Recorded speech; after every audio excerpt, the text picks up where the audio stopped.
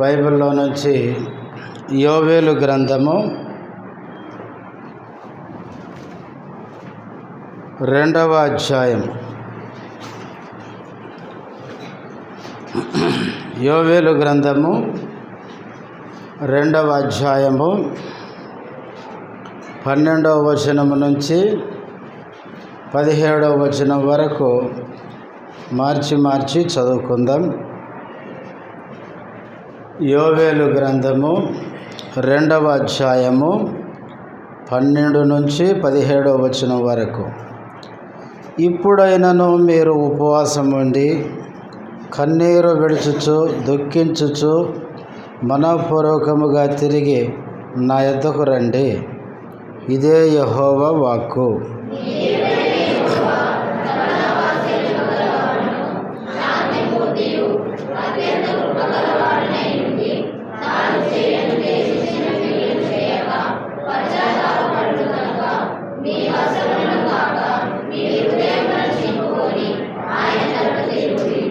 ఒకవేళ ఆయన మనసు త్రిప్పుకొని పశ్చాత్తాపపడి మీ దేవుడైన యెహోవాకు తగిన నైవేద్యమును పానార్పణమును మీకు దీవెనగా అనుగ్రహించును.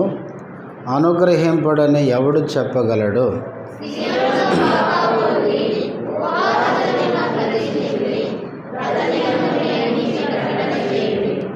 జనులను సమకూర్చుడి, సమాజ కూటము ప్రతిష్ఠించుడి, పెద్దలను పిలువనంపించుడి, చిన్నవారిని స్తన్యపానము చేయు బిడ్డలను తోడుకొని రండి. పెండ్లి కుమారుడు అంతఃపురములో నుండి పెండ్లి కుమార్తె గదిలో నుండి రావలయును. యెహోవాకు పరిచర్య చేయు యాజకులు మండపమునకును బలిపీఠమునకును మధ్య నిలవబడి కన్నీరు విడుచుచు, యెహోవా నీ జనుల ఎడల జాలి చేసుకొని అన్యజనులు వారి మీద ప్రభుత్వం చేయునట్లు వారిని అవమానమునకు అప్పగింపకము. లేని ఎడల అన్యజనులు వారి దేవుడు ఏమాయనందరు కదా అని వేడుకోవలెను. తర్వాత 25వ వచనం కూడా అందరం కలిసి చదువుకుందాం. 2వ అధ్యాయము 25. మీరు కడుపార తిని తృప్తి పొంది మీ కొరకు వింత కార్యములను జరిగించిన మీ దేవుడైన యెహోవా నామమును స్తుతించున్నట్లు నేను పంపిన మిడతలను, గొంగలి పురుగులను, పసరు పురుగులను, చీడ పురుగులను అను నా మహాసైన్యము తినివేసిన సంవత్సరముల పంటను మీకు మరలా నెత్తును. ప్రార్థన చేసుకుందాం.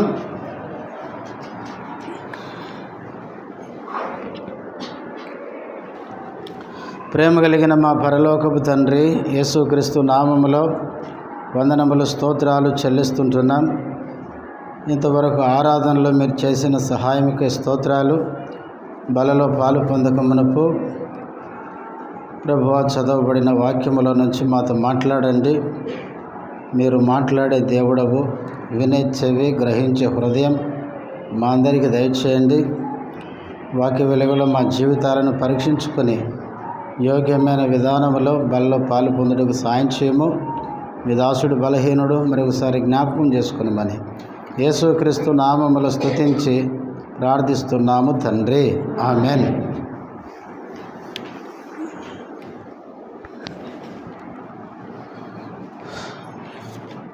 మనము గత కొద్ది వారాలుగా యోవేలు గ్రంథాన్ని మనం ధ్యానిస్తున్నాం. ఇప్పటికే 1వ అధ్యాయం అయిపోయింది. 2వ అధ్యాయంలో 11వ వచనం వరకు యెహోవా దినమును గూర్చిన విషయాలు గత వారాల్లో మనం చెప్పుకున్నాం. ఇప్పుడు 2వ అధ్యాయము 2వ భాగంలోనికి మనం వచ్చాం. మనం 2వ అధ్యాయం 12వ వచనం నుంచి 17వ వచనం వరకు మనం చదువుకున్నాం. ఈ భాగంలో మనము 4 విషయాలు మనం గమనించవచ్చు. 1, ఇశ్రాయేలు ప్రజలు ఉపవాసం ఉండి దేవుని సన్నిధికి వచ్చి ప్రార్థించాలని పిలుపు. మొదటిది అంటే ఇశ్రాయేలు ప్రజలు ఉపవాసం ఉండి దేవుని సన్నిధికి వచ్చి ప్రార్థించాలని పిలుపు. రెండవది ఎలా రావాలి. దేవుని ప్రజలు దేవుని సన్నిధికి వచ్చేటప్పుడు ఏ వైఖరితో రావాలి అనే విషయం. మూడవది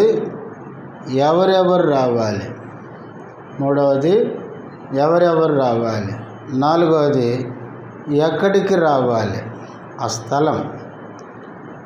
ఈ 4 విషయాలు ఈ భాగాల్లో మనం చూస్తాం. మొదటిది ఉపవాసం ఉండి ప్రార్థించడానికి దేవుని పిలుపు. రెండవది ఎలా రావాలి అన్న విషయం. మూడవది ఎవరెవరు రావాలి అనేది. నాలుగవది ఎక్కడికి రావాలి. ఈ 4 విషయాలు మనం క్లుప్తంగా జ్ఞాపకం చేసుకొని మనము బలలో పాలు పొందుదాం. యోవేలు గ్రంథం 2వ అధ్యాయం 12వ వచనం. ఇప్పుడైనను మీరు ఉపవాసం ఉండి కన్నీరు విడుచుచు దుఃఖించుచు మనఃపూర్వకముగా తిరిగి నా యొద్దకు రండి. ఇదే యెహోవా వాక్కు. రండి అనే మాట ఆహ్వానాన్ని చూపిస్తుంది, పిలుపును చూపిస్తుంది.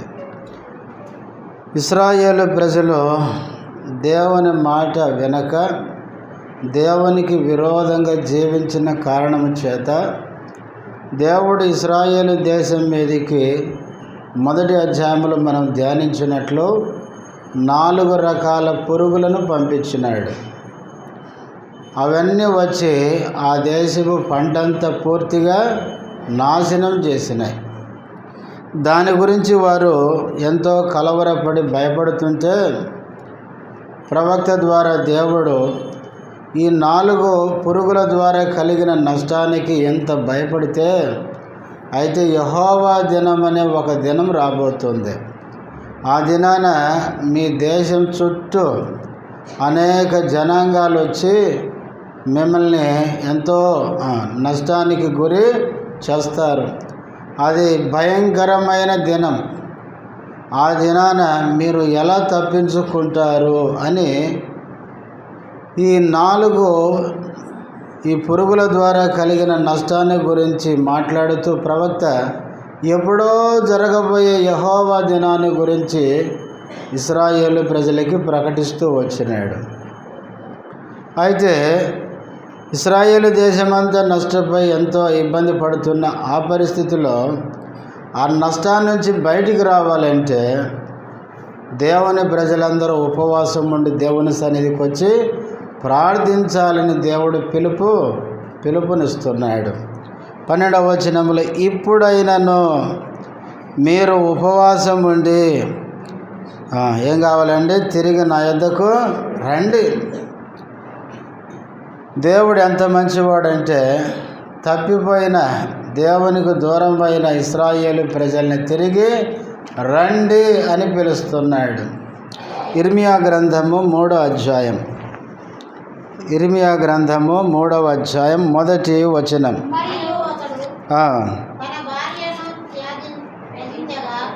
మరియు ఒకడు తన భార్యను త్యజించగా ఆమె అతని యొద్ద నుండి తొలగిపోయి వేరొక పురుషునిదైన తరువాత అతడు ఆమె యొద్దకు తిరిగి చేరునా, అలాగు జరుగు దేశము బహుగా అపవిత్రమగును గదా. అయినను నీవు అనేకులైన విటకాండ్రతో వ్యభిచారము చేసినను నా యొద్దకు తిరిగి రమ్మని యెహోవా సెలవిచ్చుచున్నాడు.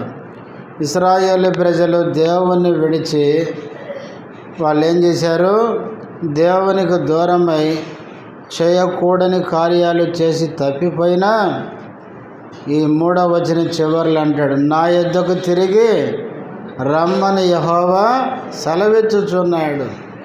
నా దగ్గరికి రండి అని దేవుడు పిలుస్తున్నాడు. తర్వాత చూడండి 14వ వచనం, ఇదే అధ్యాయం 14.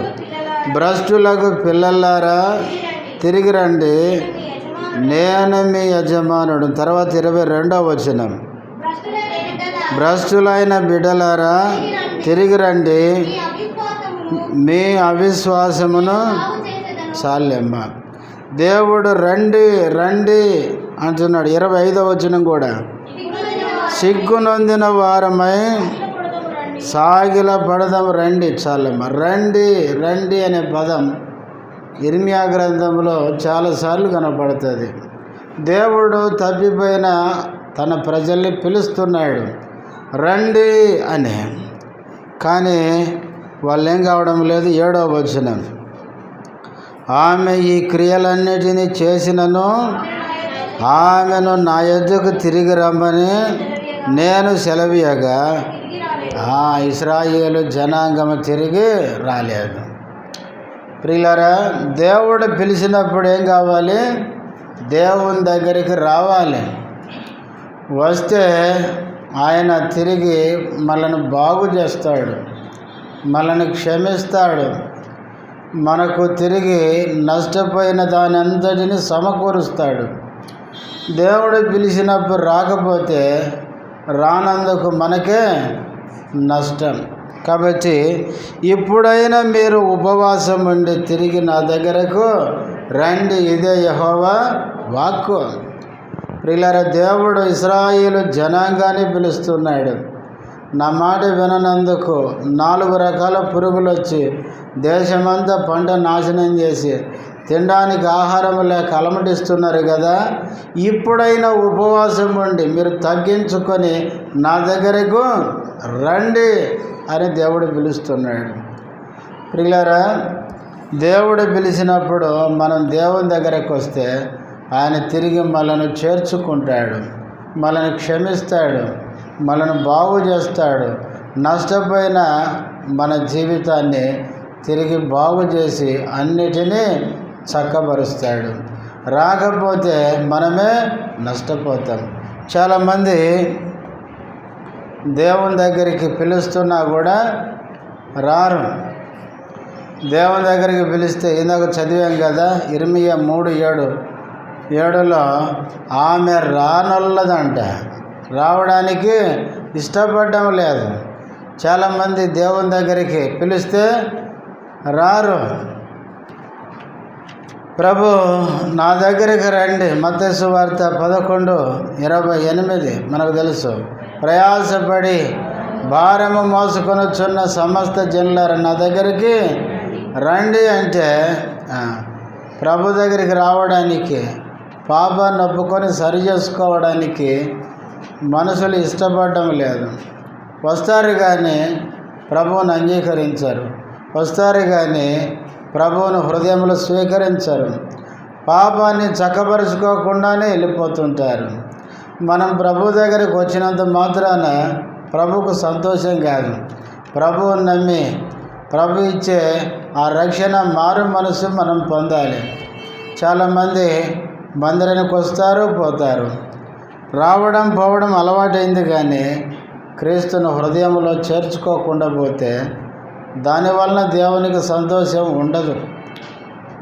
చాలామంది ప్రభు వాక్యాన్ని వింటుంటారు కానీ పెడచెవిని పెడుతుంటారు. దేవుని వాక్యానికి విధేయత సూపరు. ఒకటి గుర్తుపెట్టుకోవాలి, ఎప్పుడు మన జీవితం ఏమవుతుందో ఎవరికీ తెలియదు. మనం ప్రతి దినం వార్త చూసామనుకోండి, పేపర్ చూసామనుకోండి, చావు లేని దినం ఉంటుంది అండి. న్యూస్ పెట్టుకున్నామనుకోండి, వార్తల్లో ఈరోజు ఎలాంటి మరణం లేదు, అంతా బాగుందని వార్తలు చెప్పిన రోజు ఏదైనా ఉందా? ప్రతి దినం ఎక్కడో ఎవరో చనిపోతుంటారు. ప్రపంచమంతా చూసే కన్నులు దేవుడు మనకిస్తే ఏమైంది చెప్పండి? నీ గుండెకి చచ్చిపోతావు. ఎందుకంటే ప్రపంచంలో జరిగేటివన్నీ చూస్తే మన హృదయం తట్టుకోలేదు, అంత బలహీనమైన గుండె. అట్లాంటప్పుడు దేవుడు పిలిచినప్పుడు ఆయన దగ్గరకు వచ్చి ఆయన నమ్ముకొని ఆయనకు లోబడి ప్రభువుకు విధేయులమై జీవించడం మనకెంతో క్షేమం, ఆశీర్వాదం.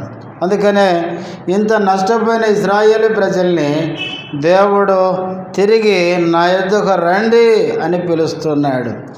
అయితే పిలిచినప్పుడు వీళ్ళు ఎట్లా రావాలంటే రెండో మాట చెప్పుకున్నాం, ఎలా రావాలి అనేది. చూడండి 12వ వచనం 2వ లైన్లో, కన్నీరు విడుచుచు దుఃఖించుచు మనఃపూర్వకముగా తిరిగి నా యొద్దకు రండి. వచ్చేటప్పుడు వారి యొక్క ఏమంటారు, వాళ్ళ యొక్క విధానం, వాళ్ళు ఏ విధంగా రావాలంటే కన్నీరు విడుచుచు దుఃఖించుచు.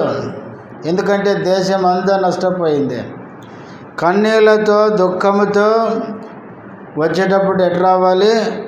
మనపూర్వకంగా రావాలంట, హృదయపూర్వకంగా రావాలి.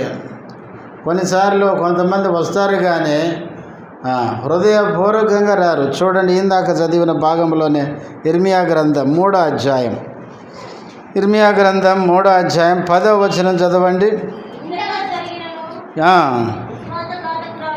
విశ్వాసఘాతకురాలకు ఆమె సహోదరి అయిన యోధ పై వేషమునకే గాని తన పూర్ణ హృదయముతో నా యొద్దకు తిరుగుటలేదని యెహోవా సెలవిచ్చుచున్నాడు. యోధ ప్రజలంట పై వేషానికే దేవుని వైపు తిరిగినట్టు నటిస్తారంట. పూర్ణ హృదయముతో దేవుని దగ్గరికి రారు.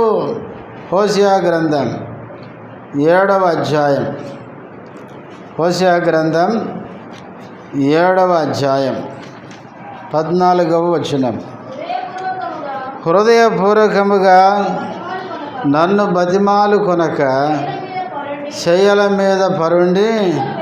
చాలమ్మా, ఇశ్రాయేలు ప్రజలు మంచాల మీద పడుకొని దేవా సాయం చేయమని కేకలు వేస్తారంట. ఆ కేకలు ఎట్లయ్యారంటే హృదయపూర్వకంగా దేవుణ్ణి బతిమాలుకోరంట. అంటే దేవుని దగ్గరికి రావడం, దేవునికి ప్రార్థించడం అనేది హృదయపూర్వకంగా చేయరంట. చాలాసార్లు మనం కూడా అంతే, మందిరానికి వస్తాం కానీ బలవంతంగా కదా, హృదయపూర్వకంగా రావాలి. 122వ కీర్తన 1వ వచనంలో దావీదు అనుభవం రాయబడింది. యెహోవా మందిరమునకు వెళుదమని జనులు నాతో అనినప్పుడు నేను పని ఉందని చెప్పి తిని అన్నాడా? రాజు కదా, ఎన్నో పనులు ఉంటాయి. కానీ ఆయన అంటాడు, నేను సంతోషించి తిని దేవుని ఇంటికి రావడానికి, దేవుని సన్నిధికి రావడానికి ఆయనకి ఎంతో సంతోషం. 42వ కీర్తన 1వ వచనములో కోరాహు కుమారులు అంటారు, దొప్పి నీటి వాగుల కొరకు ఆశపడినట్లు దేవా నీ కొరకు నా ప్రాణము ఆశ తృష్ణగొనుచున్నది. ఎప్పుడు దేవుని సన్నిధికి వచ్చేదను, ఎప్పుడు దేవుని సన్నిధిలో కనబడేదను. ప్రియులారా, దేవుని దగ్గరికి రావడానికి మనఃపూర్వకంగా, హృదయపూర్వకంగా ఆయన దగ్గరికి రావాలి. కన్నీటితో రావాలి, దుఃఖపడుతూ రావాలి, హృదయపూర్వకంగా రావాలి అని. ఇంకా 13వ వచనం కింద 4వ లైన్లో, మీ వస్త్రములను కాక మీ హృదయములను చింపుకొని ఆయన తట్టు తిరగండి. ఆయన తట్టు తిరిగేది, ఆయన దగ్గరికి వచ్చేది వస్త్రాలు చింపుకొని కాదంట. ఏం చింపుకోవాలి? హృదయాన్ని చింపుకొని రావాలి. చింపుకునేది అనేది ఏం చూపిస్తుంది? బైబిల్లో చింపుకున్నారు. యాకోబు కుమారులు యోసేపు అంగి తీసుకొని వచ్చారు.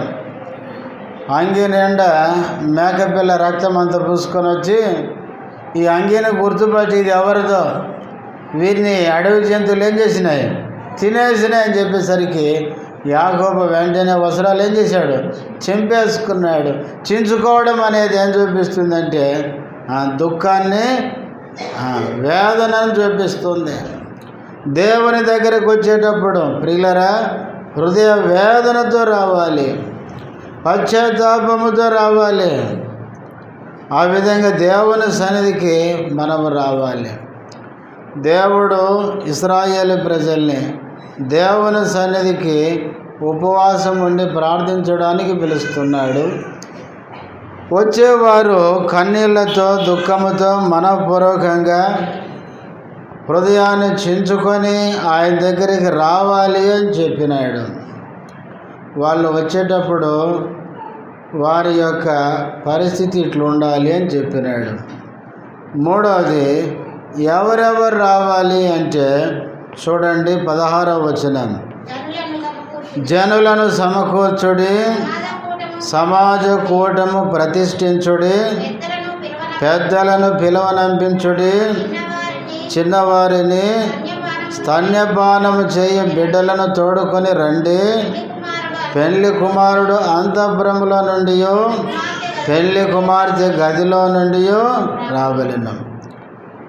దేవుడు పిలిచినప్పుడు వీళ్ళు కన్నీటితో దుఃఖముతో హృదయపూర్వకంగా హృదయ వేదనతో దేవుని దగ్గరికి రావాలని చెప్పి ఎవరెవరు రావాలో 16వ వచనంలో చెప్తున్నాడు.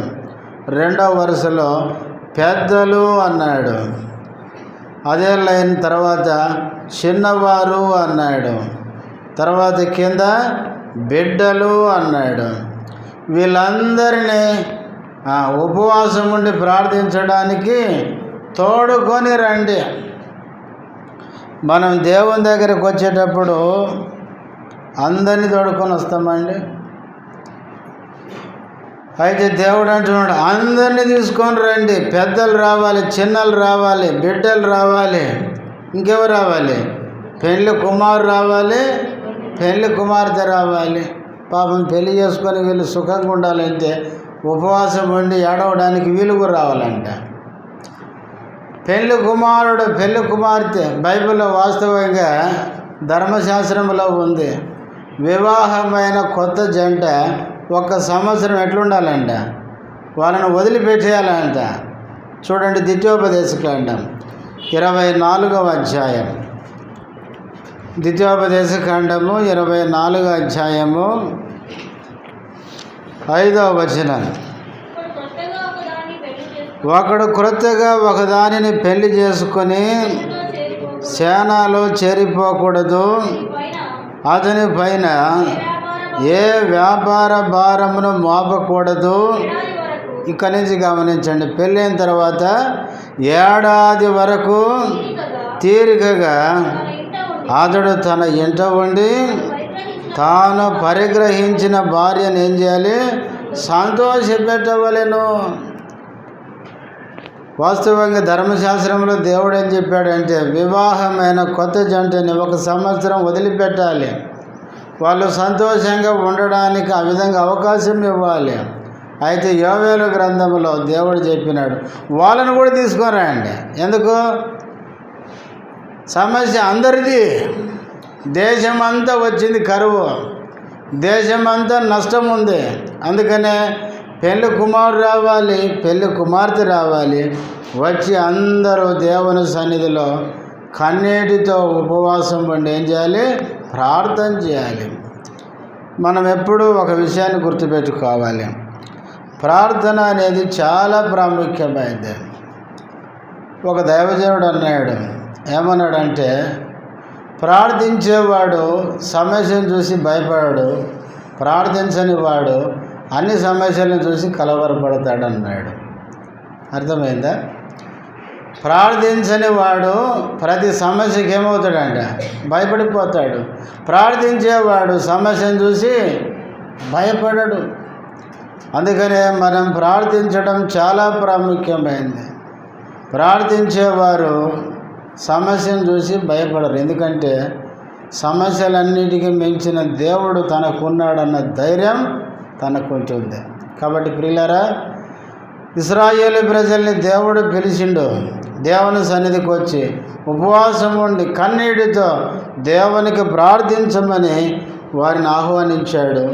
ఎవరెవరు రావాలంటే పెద్దలు రావాలి, చిన్నలు రావాలి, బిడ్డలు రావాలి, పెళ్లి కుమారుడు పెళ్లి కుమార్తె అందరూ రావాలి. అందరూ వచ్చి దేవుని సన్నిధిలో ఏం చేయాలి? ఉపవాసం ఉండి ప్రార్థన చేయాలి. ఎక్కడికి రావాలి? 17వ వచనం. యెహోవాకు పరిచర్య చేయు యాజకులు మంటపమునకును బలిపీఠమునకును మధ్య నిలవబడి కన్నీరు విడుచు. కొద్దిగా ఆగమ్మ. ఎక్కడికి రావాలని చెప్తున్నాడు? బలిపీఠమునకును మండపమునకును మధ్య. ఆ స్థలం గుర్తుపెట్టుకోండి. దేవాలయములో పాత నిబంధన కాలంలో బలిపీఠానికి మందిరానికి మధ్యలో కొంత ఖాళీ ప్లేస్ ఉంటుంది. దాన్నే ఏమంటారండి? మంటపము అంటారు, ముఖ మంటపము అంటారు. ఆ ఖాళీ స్థలంలో ప్రజలందరూ చేరువచ్చిన తర్వాత అందరు అక్కడికి వచ్చి ఉపవాసముతో కన్నీరు విడుస్తుంటే అందరి పక్షంగా మధ్యవర్తిగా పరిచర్య చేసే యాజకులు ఏం చేయాలంటే దేవునికి ప్రార్థన చేయాలి. అది ఇక్కడ ప్రవక్త చెప్తున్నాడు. విషయం ఏంటంటే, ఇంతకీ ఆ ముఖమంటపానికి వచ్చి అక్కడెందుకు ప్రార్థన చేయమంటున్నాడు? ఎందుకంటే ఇశ్రాయేలు ప్రజలు అక్కడే కొన్ని పాపాలు చేశారు. అందుకే అక్కడే వచ్చి వాళ్ళ పాపాల విషయం ఏం చేయాలి? కన్నీరు గార్చమంటున్నాడు. చూడండి, ఒకసారి యెహెజ్కేలు గ్రంథానికి రండి. యెహెజ్కేలు గ్రంథం 8వ అధ్యాయం 16వ వచనం. యెహోవా మందిరపు లోపలి ఆవరణములో నన్ను దింపగా అక్కడ యెహోవా ఆలయ ద్వారము దగ్గరనున్న, ఈ మాట గుర్తుపెట్టుకోండి, ముఖ మంటపమునకును బలిపీఠమునకును మధ్యను ఇంచుమించు 25 మనుషులు కనబడిరి. వారి వీపులు యెహోవా ఆలయము తట్టును, వారి ముఖములు తూర్పు తట్టును తిరిగి ఉండెను.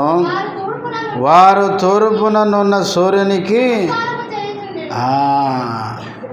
ఇక్కడ ప్రవక్త అయిన యెహెజ్కేలుని దేవుని ఆత్మ యెరూషలేములోని దేవాలయానికి తీసుకొని వచ్చి బలిపీఠానికి మందిరానికి మధ్యలో ఉండే ముఖ మండపంకి తీసుకొని వచ్చాడు. వచ్చినప్పుడు అక్కడ ఎవరు కనపన్నారంటే 25 మంది మనుషులు కనపన్నారు. వాళ్ళు ఏం చేస్తున్నారు? దేవాలయంలో అక్కడ వీపేమో ఆలయం తట్టు తిప్పినారు, వాళ్ళ ముఖాలేమో తూర్పు తట్టు తిప్పి సూర్యుని వైపు తిరిగి సూర్యునికి ఏం చేస్తున్నారండి? వీళ్ళు వచ్చింది ఆడికి మందిరానికి వచ్చి నమస్కారం ఎవరు చేయాలా? చూడండి, ఎంత ఇశ్రాయేలు ప్రజలు దేవునికి విరోధంగా చేసే పనులు ఇవే. దేవాలయానికి వచ్చి దేవుని వైపు తిరిగి దేవునికి నమస్కారం చేసి దేవుణ్ణి ఆరాధించేదానికి బదులుగా దేవుడు ఉండే దేవాలయం వైపు ఈపు తిప్పారు. సూర్యుని వైపు తూర్పు తట్టు ముఖం తిప్పి సూర్యునికి ఏం చేస్తున్నారో? నమస్కారం. దేవునికి ఎంత బాధ అనిపిస్తుంది కదా. బైబిల్లో సూర్యచంద్రులను ఎందుకు చేశాడు దేవుడు? ఆదికాండం 1వ అధ్యాయంలో మనకు వెలిగిచ్చుటకు జ్యోతులను కలుగునుగా కానీ పలికినాడు. సూర్యుని చంద్రుని దేవుడు ఎందుకు ఇచ్చాడంటే మనకు వెలిగివ్వడానికి, నమస్కారం చేయడానికి కాదు. ఒకవేళ పెట్టుకుంటే అది ఏమైతే దేవునికి దుఃఖాన్ని కలిగిస్తుంది. చూడండి, ద్వితీయోపదేశకాండం 17వ అధ్యాయం. దేవుడు ముందే చెప్పినాడు ధర్మశాస్త్రంలో, ఆ పని చేయొద్దని చెప్పినాడు. 17వ అధ్యాయం 2వ వచనం. నీ దేవుడైన యెహోవా నిబంధనను మీరి ఆయన దృష్టికి చెడ్డదానిని చేయొచ్చు నేనిచ్చిన ఆజ్ఞకు విరోధముగా. ఇక్కడ చూడండి, అన్య దేవతలకు అని దాన్ని కొంచెం వివరిస్తున్నాడు మోసే. అనగా ఇక్కడ గమనించండి, ఎవరి పేరు చెప్పినాడు? సూర్యుడు ఎవరండి? అన్య దేవతలకని అంతకు ముందు చెప్పి అనగా అని వివరిస్తున్నాడు. మనుషులు ఏం చేశారంటే సృష్టిలో కొన్నిటిని దేవతలుగా చేసుకున్నారు. ఇప్పుడు సూర్యుడు ఒక దేవుడు అయిపోయినాడు, చంద్రుడు ఒక దేవుడు, గాలి ఒక దేవుడు, వర్షము ఒక దేవుడు, నువ్వు ఒక దేవుడు, నేను ఒక దేవుడు. మనుషులు కూడా ఏమైనారు? మనుషులు కూడా దేవుళ్ళు అయిపోయినారు. కాబట్టి మనిషి ఏం చేశాడంటే దేవుణ్ణి వదిలిపెట్టేసి దేవునికి బదులుగా సృష్టిలో అన్నిటినీ దేవతలుగా చేసి పడేసినారు. అందుకే దేవుడు మోషే ద్వారా ముందే చెప్పినాడు, అన్య దేవతలకు అనగా అని మొదటి పేరేంటి?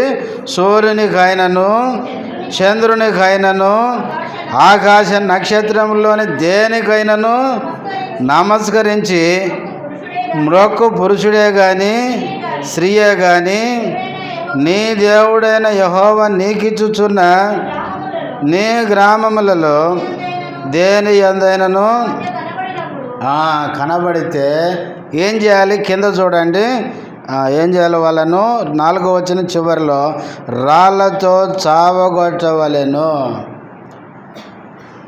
సృష్టికర్త అయిన దేవునికి బదులుగా ఈ సృష్టిలో దేనికైనా మ్రొక్కితే అట్లాగైనా కనబడితే వాళ్ళను లాక్కుపోయి ఏం చేయాలి? రాళ్ళు తీసుకొని కొట్టి చంపాలి. ఇంత కఠినమైన ఆజ్ఞ దేవుడు ధర్మశాస్త్రములు ఇస్తే యెహెజ్కేలు గ్రంథం 8వ అధ్యాయానికి వచ్చేసరికి ఈ 25 మంది యెరూషలేములోకి వచ్చి దేవుని ఆలయములు బలిపీఠానికి దేవాలయానికి మధ్య ఖాళీ స్థలం, అదే ముఖ మండపం. ఆ మండపంలో నిలబడి దేవునికి నమస్కారం చేయకుండా దేవుడు ఉండే మందిరం వైపేమో ఈపు తిప్పారు, తూర్పు వైపు ముఖాలు తిప్పి సూర్యునికి ఏం చేస్తున్నారు? నమస్కారం. చూడండి, ఇది ఎంత భయంకరమైన దుర్మార్గం కదా. దేవుణ్ణి ఆరాధించే స్థలానికి వచ్చి సృష్టిని మొక్కడం దేవునికి ఎంత బాధ అనిపించుంటుంది. అందుకనే ఇప్పుడు యోవేలు గ్రంథం 2వ అధ్యాయంలో ఆ స్థలానికే మీరు వచ్చి ఏం చేయండి? కన్నీళ్ళు గారవండి. మీరు చేసే పాపం ఇట్లుంటే దేవుని కోపం వస్తుంది. ప్రవక్త యోవేలు చెప్తున్నాడు, ఆ మంటపానికి వచ్చి ఉపవాసం ఉండి కన్నీళ్ళతో ఏం చేయండి? మీరు చేసిన ఈ పాపాల గురించి ఏడవండి అని దేవుడు ప్రవక్త ద్వారా వాళ్ళని హెచ్చరిస్తున్నాడు. కాబట్టి ప్రియులారా, ఈ ముఖమండపంలో ఇశ్రాయేలు ప్రజలు చేయకూడని పనులు చేశారు. ఇంకొక మాట చూడండి, మత్తయి సువార్త 23వ అధ్యాయం. మత్తయి సువార్త 23వ అధ్యాయం 35వ వచనం. నీతిమంతుడైన హేబేలు రక్తం మొదలుకొని, ఈ పదాలు మీరు గుర్తుపెట్టుకోవాలా, బలిపీఠమునకును అదే ముఖ మండపం మధ్యాహ్నం చూడండి, అదనమాట.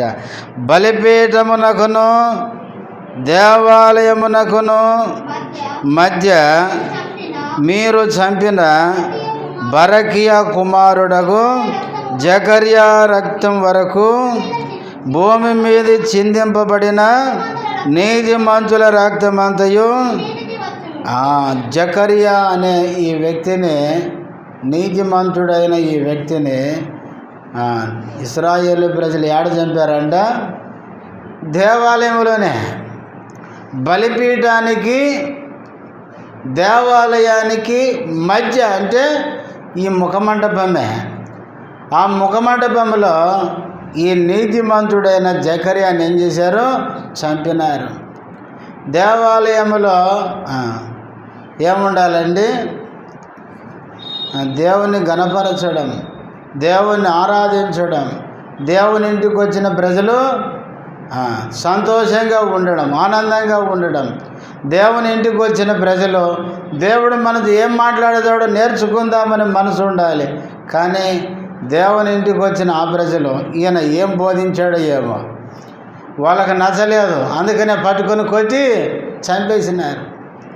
అందుకనే ఇలాంటి పాపాలు ఇశ్రాయేలు ప్రజలు బలిపీఠానికి దేవాలయానికి మధ్యన ఆ ముఖమండపంలో ఇలాంటి పాపాలని చేసినారు.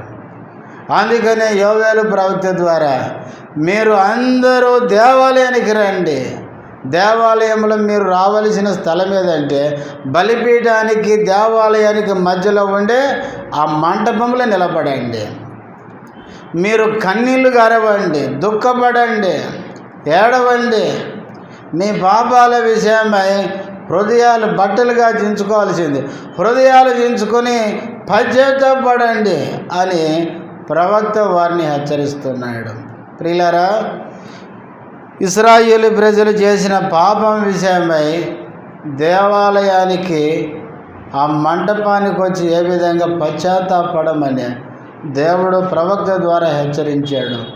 ఈరోజు దేవుని సన్నిధికి వచ్చిన నీవు నేను కూడా మనం చేసే పాపపు పనుల విషయమై దేవుని సన్నిధిలో ఏం కావాలండి?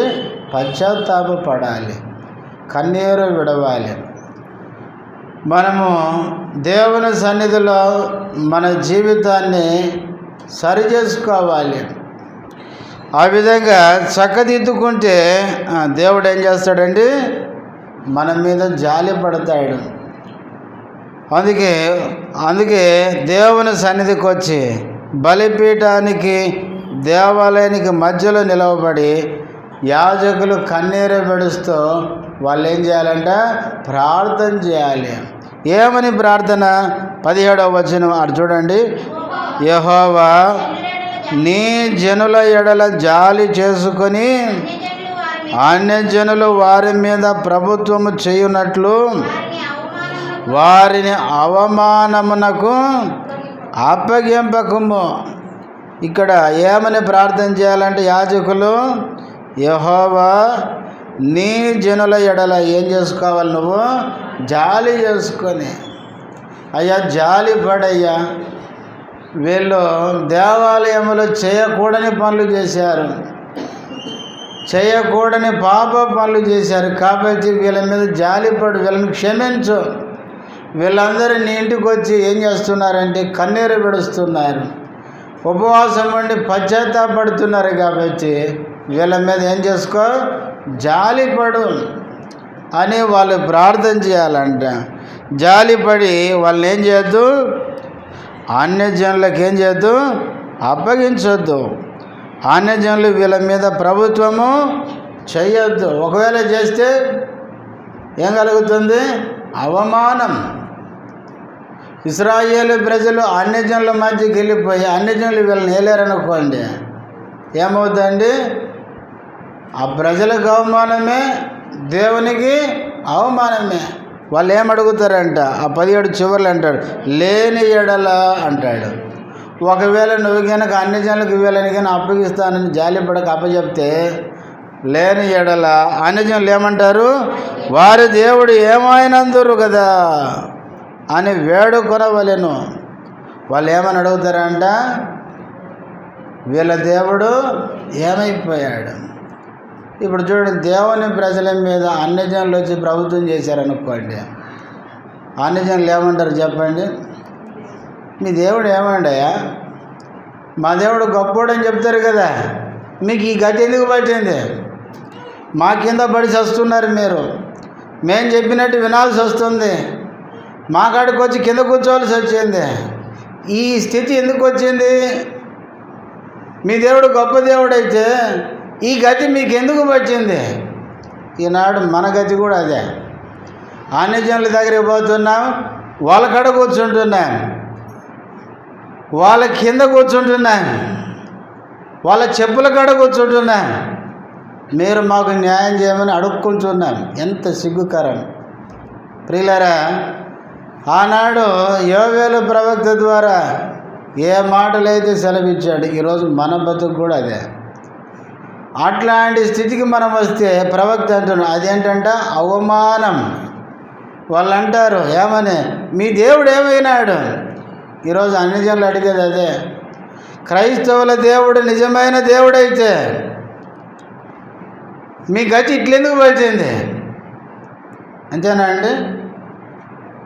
మీ గతి ఇట్లెందుకు ఉందని అడుగుతున్నారు. మనం ఏం చెప్పుకోవాలి?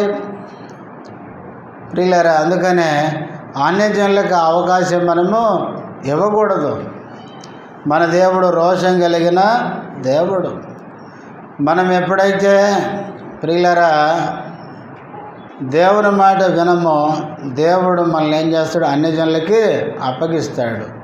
అన్యజనుల కిందికి మనం ఎప్పుడైతే పోతామో, మీ దేవుడు ఏమైపోయినాడయ్యా అని వాళ్ళు అన్నప్పుడు దేవునికి అవమానమే, దేవుని ప్రజలమైన మనకు కూడా ఎంతో అవమానం. బైబిల్లో చూడండి, 79వ కీర్తన, త్వరగా తీయండి, ముగించుకుందాం. 79వ కీర్తన మొదటి వచనం చదవండి. దేవా, అన్యజనులు నీ స్వాస్యములోనికి జొరబడి ఉన్నారు, వారు నీ పరిశుద్ధాలయమును అపవిత్రపరిచి ఉన్నారు, యెరూషలేమును పాడు దిబ్బలుగా చేసి ఉన్నారు. చాలమ్మ. ఆసాపు కీర్తన ఇదే. ఆసాపు భక్తుడు దుఃఖపడుతూ బాధపడుతూ రాసిన మాటలు ఇవి. దేవునికి ప్రార్థిస్తూ అంటున్నాడు, దేవా, అన్యజనులు ఎక్కడికి వచ్చారు? నీ స్వాస్యములోనికి చొరబడి ఉన్నారు, వారు నీ పరిశుద్ధాలయమును ఏం చేశారు? అపవిత్రపరిచి ఉన్నారు. యెరూషలేమును ఏం చేశారంట? పాడు దెబ్బలుగా చేశారు. అలా కిందికి మనం చదివితే దేవాలయం పాడైంది. దేవాలయములో ఏమైపోయింది? రక్తం. ప్రియులారా, దేవాలయములో భయంకరమైన కార్యాలు శత్రువు వచ్చి చేసినాడు. చేసినందుకు ఆ శత్రువు ఏమంటున్నాడు? ఇప్పుడు 10వ వచనం, వారి దేవుడు ఎక్కడనున్నాడని. ఎంత బాధాకరమైన విషయం. దేవాలయంలోకి శత్రువు వచ్చి దేవాలయాన్ని పాడు చేసినప్పుడు వాళ్ళు గర్వంగా పలికిన మాటే 10వ వచనం, మీ దేవుడు ఎక్కడున్నాడు. ఎంత అవమానం కదా ప్రియులారా. ఈనాడు దేవుని ప్రజలమని చెప్పుకునే మనమే ఏం చేస్తున్నామండి? దేవునికి మనకు అవమానాన్ని తెచ్చుకుంటున్నాం. శత్రువుకి ఎప్పుడూ కూడా ఏం చేయొద్దు? చోటు ఇవ్వద్దు. ఎఫెసీ పత్రిక 4వ అధ్యాయంలో ఉంది, అపవాదికి చోటు ఇవ్వద్దు, శత్రువుకి అవకాశం ఇవ్వద్దు. కానీ మనమే అవకాశాలు ఇచ్చేసాము. వచ్చేసాడు, చివరికి దేవాలయాన్ని పాడు చేసే పనులు పెట్టుకున్నాడు. ఇంకేం చేసేది ఏం లేదు, మనం సిగ్గుపడాల్సిందే. నీ దేవుడు ఏమైనాడంటే తలదించుకోవాల్సిందే. ఎంత విచారం ప్రియులారా. శత్రువు ఏమంటాడంటే, యోవేలు ప్రవక్త అంటే, నువ్వు కనుక జాలి పడకుండా అన్యజనులు మా మీద ప్రభుత్వం చేస్తే ఆ అన్యజనులు ప్రభువా ఏమంటారు? వారి దేవుడు ఏమాయను. కాబట్టి ప్రియులారా, దేవుని దగ్గరికి వచ్చి దేవుని ప్రజలంగా మనం ఉపవాసం ఉండి కన్నీరు గారవాలి. కారిస్తే దేవుడు ఏం చేస్తాడండి? మన మీద జాలి పడతాడు, అన్యజనుల చేతుల్లో నుంచి విడిపిస్తాడు. మన దేవుడు ఎలాంటి వాడు చూడండి. యోవేలు గ్రంథం 2వ అధ్యాయం ఈ మాట చదువుకొని ముగించుకుందాం. 13వ వచనం, మీ దేవుడైన యెహోవా కరుణా వాత్సల్యములు గలవాడును, శాంతమూర్తియు, అత్యంత కృపగలవాడునయుండి, తాను చేయనుద్దేశించిన కీడు చేయక పశ్చాత్తాపపడును గనుక మీ వస్త్రములను కాక హృదయములను చింపుకొని. దేవుని ప్రజలందరూ దేవుని వైపు తిరిగి పశ్చాత్తాపముతో, ఉపవాసముతో, కన్నీటితో మన తప్పులు ఒప్పుకొని కన్నీటితో ప్రార్థన చేస్తే మన దేవుడు ఎలాంటి వాడు? కరుణా వాత్సల్యములు గలవాడు, శాంతమూర్తి, అత్యంత కృప కలిగిన వాడు. చేయాలనుకున్న కీడు చేయక కీడు విషయం ఏం చేస్తాడు? పశ్చాత్తాపడతాడు. మన దేవుడు ఎంత మంచివాడు. నిర్గమకాండము 34వ అధ్యాయం, నిర్గమకాండము 34వ అధ్యాయము 6వ వచనం, అతని ఎదుట యెహోవా అతని దాటి వెళ్ళుచు. యెహోవా ఎలాంటి వాడు అంటే కనికరము, దయ, దీర్ఘశాంతము, విస్తారమైన కృపా సత్యములు గల అలాంటి దేవుడు ఆయన. తర్వాత యోనా గ్రంథం 4వ అధ్యాయం 2వ వచనం, యోనా గ్రంథము. యెహోవా నేను నా దేశమందు ఉండగా ఇట్లు జరుగునని నేను అనుకుంటుని కదా, అందువలననే నీవు ఎలాంటి దేవుడు? కటాక్షమును, జాలియు, బహుశాంతమును, అత్యంత కృపయు గల దేవుడవై ఉండి పశ్చాత్తాపపడి కీడు చేయక మానుదువని నేను తెలుసుకుని దానికి ముందుగానే తర్షీసునకు పారిపోతుంది. ఈయన తర్షీసు ఎందుకు పోయినాడు చెప్తున్నాడు. నువ్వు ఎట్లాంటి దేవుడు అయితే ఆ నినేవే వారి కనుక పశ్చాత్తాపడితే నాశనం చేస్తా అన్న నువ్వే ఏం చేస్తావు? వాళ్ళ మీద కనికరపడతావు. అంత మంచి దేవుడు. ప్రియులారా, అదే యోవేలు గ్రంథంలో ప్రవక్త ద్వారా దేవుడు చెప్పేది. మన దేవుడు ఎలాంటి వాడంటే కరుణా వాత్సల్యత కలిగిన దేవుడు, శాంతమూర్తి, అత్యంత కృప కలిగిన దేవుడు, అంత మంచి దేవుడు. కనుక దేవుని ప్రజలమైన మనము దేవుని సన్నిధిలో కన్నీటితో పశ్చాత్తాపముతో చేసిన తప్పులు ఒప్పుకొని సరి చేసుకుంటే మనల్ని క్షమిస్తాడు. క్షమించడమే కాదు, తర్వాత భాగం కిందికి చదివితే ఇశ్రాయేలు దేశంలో ఏదైతే వారు నష్టపోయారో అదంతా తిరిగి ఏం చేస్తా అన్నాడు? తిరిగి సమకూరుస్తా అన్నాడు. అంత మంచి దేవుడు. కనుక బలలో పాలు పొందక మునుపు ఒకసారి మన జీవితాన్ని పరీక్షించుకుందాం. ఇశ్రాయేలు ప్రజలైతే దేవుని మాట వెనక దేవునికి దూరం అయిపోయారు.